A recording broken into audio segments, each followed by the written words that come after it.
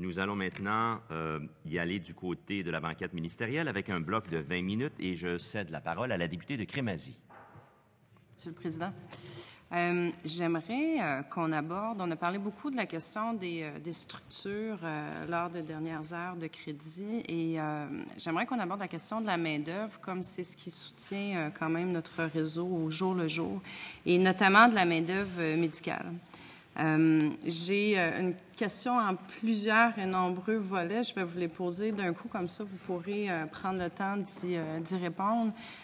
Entre autres, dans les dernières années, il y a eu les coupures massives à la fin des années 90 par le gouvernement péquiste qui avait diminué le nombre d'admissions en médecine et qui avait aussi procédé à la mise à la retraite anticipée de plusieurs centaines de médecins. Et ce qui avait entraîné des grandes pénuries qui se résorbent peu à peu là, au cours des dernières années. Et suite, entre autres, sous le gouvernement libéral, dans le fond, au cours des 10 dernières années, à la hausse des admissions en médecine. On entend dans les dernières années les étudiants et résidents en médecine qui nous parlent maintenant de chômage médical. Donc, évidemment, où je m'en vais, c'est que je souhaiterais que vous nous expliquiez où nous en sommes réellement. En termes d'offres versus de besoins, mais également aussi, comme ça prend un minimum de 10 ans à former un médecin spécialiste, 7 ans un médecin de famille, comment on projette, dans le fond, le nombre de médecins devant un délai à aussi long terme? Et au niveau de la planification des effectifs médicaux, plus précisément, comment on harmonise, dans le fond, l'offre médicale par rapport aux besoins sur le territoire à court, moyen, long terme? Comment on détermine le nombre de médecins formés en fonction des 4 spécialités, que ce soit l'ORL, la radiologie diagnostique, la médecine de famille? Et où nous en sommes, comme je vous dis, c'est ça au niveau des besoins, des différentes, pas nécessairement sans tomber dans le détail de chaque spécialité, mais sur l'ensemble des spécialités, dont notamment plus précisément la médecine de famille. Et une fois qu'on a parlé, dans le fond, de planification, je souhaiterais qu'on aborde aussi la question de la répartition sur le territoire aussi. Donc, comment les médecins sont répartis, dont notamment avec les plans régionaux d'effectifs médicaux, où nous en sommes à ce niveau-là, où nous allons à ce niveau-là aussi. Quelle est votre vision sur ces questions de plans régionaux? Et dans un dernier temps aussi, la question de l'installation des médecins étrangers. Donc, est-ce qu'on a eu les résultats escomptés? Est-ce qu'il y a eu les avancements souhaités en termes de reconnaissance des diplômes de médecins étrangers? L'entente France-Québec aussi, les résultats que ça a donné. Donc, vraiment un portrait global de la répartition, de la planification, de l'installation des médecins sur le territoire. Merci beaucoup, Monsieur le ministre. Merci, Monsieur le Président. Merci, Madame la députée de Crémazie. Alors, évidemment, nous abordons ici un sujet qui a une certaine complexité, particulièrement pour l'œil du public qui n'est pas familier ou nécessairement, qui n'a pas nécessairement une expérience pratique dans cette mécanique-là. Et à propos de laquelle, souvent, la population va dire, bien, pourquoi ça ne marche pas? Comment ça se fait qu'on n'arrive pas à destination? Et comment ça se fait, par exemple, qu'on a encore des problèmes d'accès, que ce soit en médecine de famille ou dans certaines spécialités? Comment ça se fait qu'il y a des médecins aujourd'hui ou des résidents étant des étudiants à la formation de la spécialité, ou de médecine de famille ou de médecine de spécialité d'autres natures?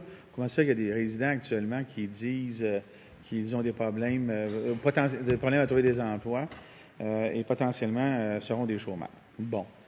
Alors, permettez-moi, Monsieur le Président, Madame la députée, de faire une historique de la situation. Historiquement, Monsieur le Président, pas historiquement, toujours, aujourd'hui comme avant, la formation médicale se faisait dans des facultés de médecine qui, à l'époque, historiquement, se situaient sur des campus. La formation de base, qui est celle du doctorat, le doctorat étant la période de formation médicale entre le cégep et le diplôme de médecin que l'on obtient de l'université à la fin de 4 ou 5 années de formation, dépendamment de l'université.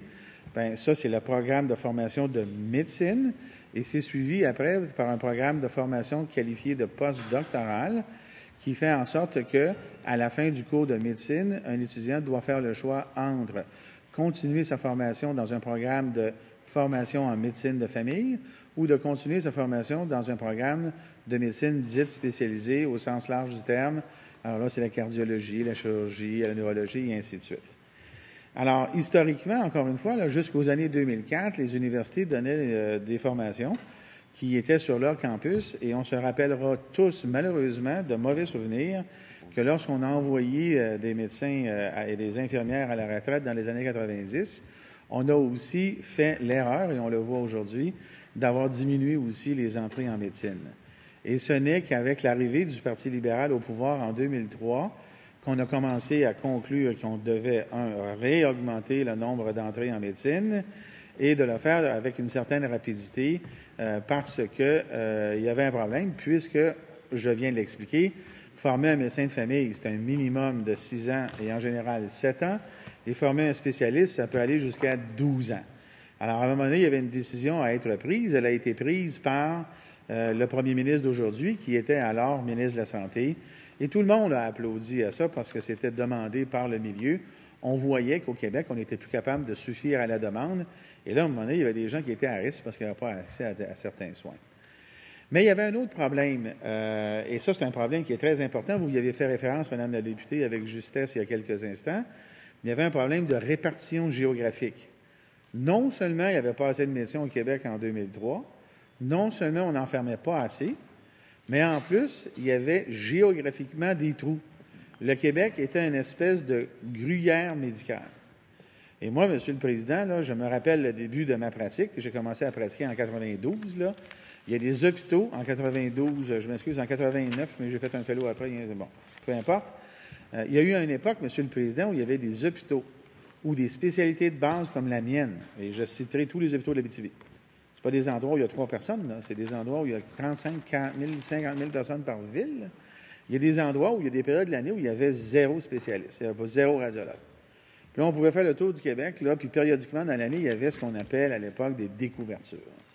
Et c'était des vraies découvertures qui avaient des conséquences. Il y a des gens qui se retrouvaient en porte-à-faux, faute de capacité d'investigation pour prendre ma propre spécialité. Et en 2004, notre gouvernement d'alors a mis en place ce qui s'appelle un plan de gestion des effectifs médicaux qui a donné la naissance à ce qu'on appelle aujourd'hui, et tout le monde connaît ça, sauf les gens moins informés, les PEM et les PREM. Ça s'appelle un PREM, un plan régional d'effectifs médicaux, un PEM, qui est un plan d'établissement d'effectifs médicaux. Et ça, ce que ça fait, Monsieur le Président, c'est qu'un résident, à partir de 2004, lorsqu'il termine sa formation, que ce soit en médecine de famille ou en médecine spécialisée au sens large, se fait offrir un menu, essentiellement, une palette de postes qui sont distribués arbitrairement par le Québec, par le gouvernement, sur le territoire québécois. Évidemment, le gouvernement n'a jamais été à l'extrême, parce que juridiquement, ce n'était pas défendable, je reviendrai dans un instant, n'a jamais été jusqu'à dire, à partir de 2007, on va ouvrir seulement des postes en Abitibi et en Gaspésie. Ça aurait été ce qu'on appelle un billing number, et c'est une expression qui signifie que ça aurait été contraire aux chartes des droits en imposant une limitation, une limitation aux libertés d'installation des jeunes finissants.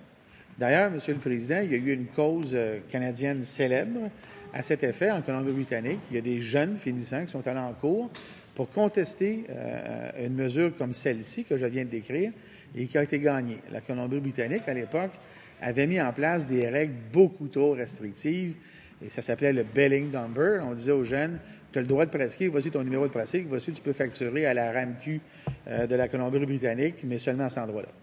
Et ça a été battu en cours. Alors nous, on a, face à ça, pour ne pas enfreindre les lois, on a fait quelque chose de mitoyen, qui est celui que je viens de vous dire. Cet élément-là est simple. On donne aux résidents, voici, oui, il y a des postes à Montréal, oui, il y en a à Trois-Rivières, il y en a à Sherbrooke, il y en a à Québec, mais il y en a aussi à Rouen, il y en a à Gaspé, il y en a à Sept-Îles. Et les jeunes, quand ils finissent, ben ils ont une palette. Et on offre un nombre de postes qui est un coefficient du nombre d'étudiants, ce qui fait en sorte que s'il sort 200 étudiants, je dis un chiffre arbitraire, il va peut-être y avoir approximativement 250, 300 postes d'offerts. Et ça a marché, Monsieur le Président.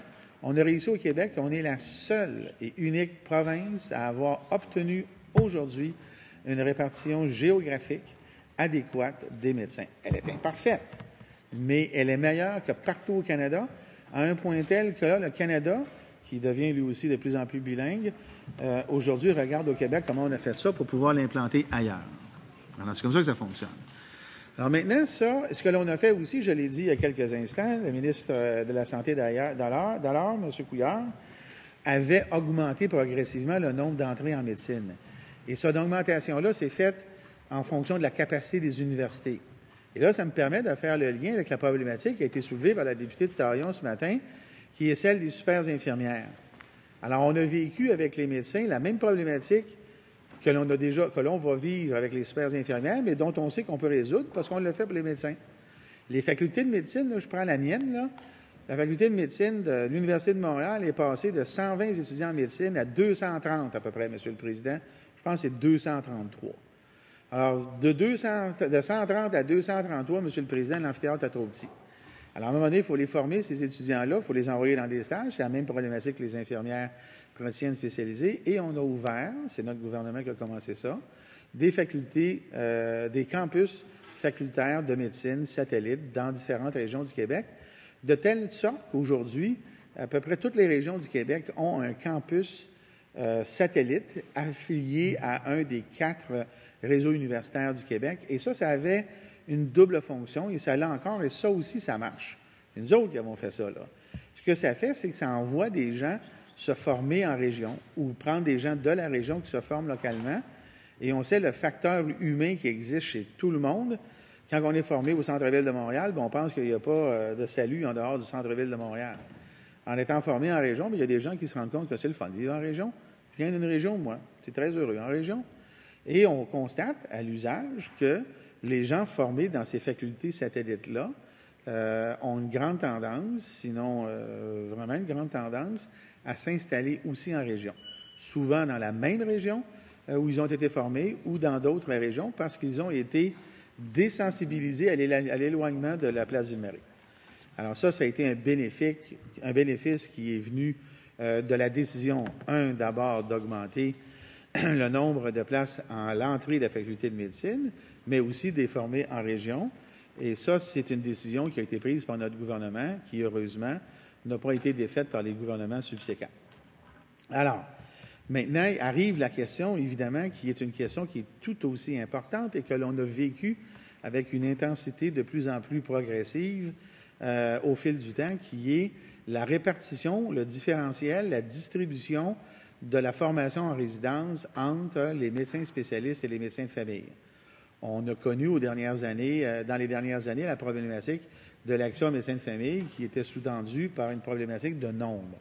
Personne n'a jamais contesté qu'à un moment donné, il y a eu un problème de nombre. Aujourd'hui, comme la députée de Crémazie nous a fait référence dans la journée, qui est pas mal résolue aujourd'hui, la problématique de l'accès étant, à mon avis, d'un autre ordre aujourd'hui. Maintenant, il n'en reste pas moins que pour assurer la pérennité de notre système, il a fallu, au fil du temps, changer la répartition d'entrée en résidence, en formation postdoctorale. Si on considère aujourd'hui qu'il y a 840 étudiants qui entrent en formation du Québec dans les facultés de médecine, quand ces 840-là arrivent à la fin de leur formation doctorale, ils ont une fourche, ils ont un choix à faire entre la médecine de famille et la médecine spécialisée plus classique. Et là, c'est nous, au gouvernement, qui décidons combien il va en avoir qui vont rentrer en médecine de famille et combien il va en avoir qui vont rentrer en spécialité. Et tout le monde va avoir une place. Mais tout le monde n'ira pas nécessairement dans l'endroit ou la spécialité où ils veulent. Et ça a été un grand débat dans les dernières années qui a fait en sorte que, il y a 15 ans ou il y a une douzaine d'années, le ratio qui était 55-45 pour la médecine spécialisée versus la médecine de famille s'en va maintenant progressivement et même très rapidement à 50-50. Il est à 50-50 aujourd'hui pour aller à l'inverse maintenant, 48-52, parce qu'on sait que le besoin dans le futur va être plus dans la première ligne que dans la médecine spécialisée. Et en médecine spécialisée, bien là, c'est la même chose, Monsieur le Président. Il y a 36 spécialités au Québec et le gouvernement, après consultation, détermine par spécialité combien de postes il va y avoir. Et là, je dis ça pour maintenant m'adresser à la question du fameux chômage, s'il existe. Et moi, je pense qu'il n'existe pas, mais potentiellement, si les choses étaient laissées libres, il y aurait des problèmes. Alors, quand on regarde les autres provinces, Monsieur le Président, il y a des médecins réellement chômeurs. Incroyable, mais il y a des médecins qui ne trouvent pas de place à pratiquer. Et il y a une raison. C'est pas parce qu'il n'y a pas de place. C'est parce qu'ils n'ont pas de modèle qui force la distribution géographique des finissants comme nous, on a. Alors, nous, un médecin qui finit va avoir un poste et il va gagner sa vie, mais il ne va pas nécessairement gagner sa vie, comme j'ai déjà dit dans le passé, à une demi-heure à pied de la place Ville-Marie. Alors, comment ça fonctionne? On m'a posé la question, c'était un élément de la question. Comment fait-on pour projeter les effectifs médicaux? Alors, les effectifs médicaux, Monsieur le Président, ça fonctionne de la façon suivante. Il y a une étude, une analyse démographique qui est faite par les experts en la matière du côté gouvernemental. Et je devrais reculer, Monsieur le Président, dans mon commentaire pour vous dire que dans mon expérience passée, l'élément où toutes les instances dans la société qui touchent à la pratique de la médecine exercent une collaboration presque idéale avec le gouvernement et les instances décisionnelles. On a tous le même intérêt. Alors, les démographes du gouvernement font des analyses en fonction de toutes sortes de choses.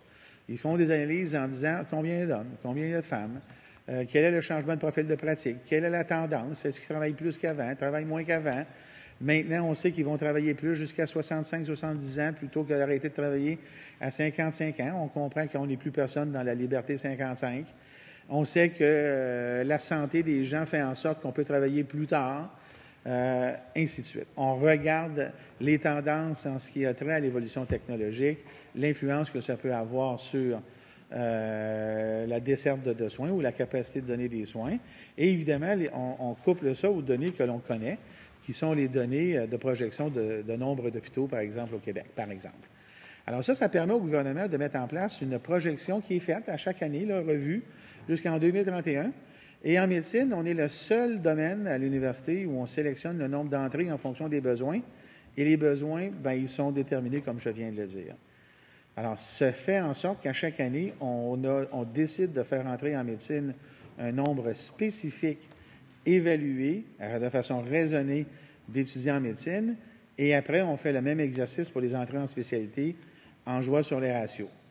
En plus, il y a des contingences, Monsieur le Président, puis je vais terminer rapidement là-dessus. En plus, il y a des contingences particulières parce qu'au Québec, on réserve des places dans les facultés pour les Québécois. D'accord? Francophones et anglophones, c'est pas ça qui est l'intérêt. Mais on a des places réservées aux Québécois auxquelles s'ajoutent ce qu'on appelle des contingents particuliers. Par exemple, on accepte un certain nombre d'étudiants en médecine qui viennent du Nouveau-Brunswick, qui viennent des communautés autochtones, qui viennent parfois de nationalités étrangères, qui viennent des forces canadiennes, et on a un contingent en médecine dentaire. Ça vient s'additionner essentiellement aux 840 qui sont en place, et c'est comme ça qu'on gère la chose. Et c'est la raison pour laquelle on peut dire que si la gestion est faite correctement, les besoins de la population vont être rencontrés dans la mesure, évidemment, où le système fonctionne, incluant, permettez-moi de boucler la boucle avec ça, dans la mesure où on respecte nos contrats de GMF, par exemple. Merci beaucoup, Monsieur le ministre. Alors, avant de céder la parole au député de Masquinongé, est-ce que, Madame la députée de Crémazie, vous aviez un commentaire additionnel? Peut-être combien reste de minutes? 1 minute 40. Pardon? 1 minute 40. 1 minute 40. Oui. C'est peu, mais peut-être, oui, vous pourriez compléter peut-être sur le recrutement des médecins étrangers très rapidement, puis peut-être sur aussi différents facteurs qui, je souhaiterais savoir l'impact sur la profession médicale, le vieillissement du corps médical, la féminisation également. Donc, si on a le temps de couvrir ça très rapidement dans la minute qui reste. Merci beaucoup. J'ai compris qu'il y avait encore 8 minutes. 1 minute 20. Excusez-moi, c'est parce que je n'avais pas compris mon horloge. 1 minute 20. Alors, écoutez, peut-être que j'y reviendrai dans le prochain bloc de questions parce que c'est un petit peu élaboré, mais il y a d'autres éléments qui entrent en compte, comme effectivement les médecins étrangers, doit être prise en considération l'entente France-Québec, et je m'adresserai dans le prochain bloc à la problématique présumée ou perçue comme telle par les jeunes du chômage médical. Merci beaucoup. Alors, les quelques 45 secondes qui restent, nous pourrons les appliquer au prochain bloc facilement.